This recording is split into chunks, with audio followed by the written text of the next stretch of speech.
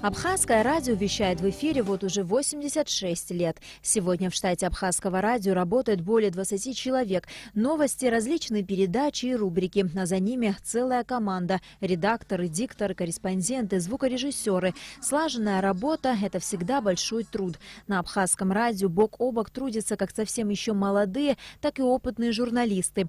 Эта Эрикация работает на Абхазском радио уже более 30 лет. По ее словам, человеку, который однажды пришел в журналистику, уже сложно ее оставлять. Так произошло и с ней. На Абхазское радио эта Эрикация пришла совсем еще молодой. Кама, у нас 10 минут остается до эфира. Я тебе желаю удачного эфира без помех.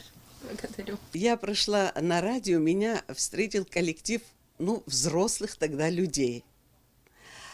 И вы знаете, у меня какое-то было к ним уважительное очень отношение. Я потихонечку, шаг за шагом вливалась в этот коллектив, и я вспоминаю ту теплоту, которую они мне отдавали.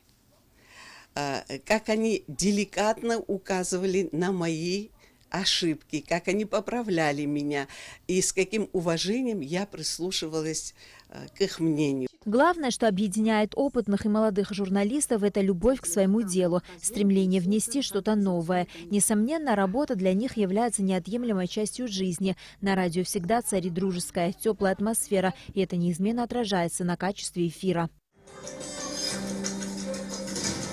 В эфире Абхазского радио новости. Добрый день, в студии Кама Адлиба. Я была совсем юной, когда я устроилась сюда на работу. Я очень довольна, счастлива. У меня замечательный коллектив.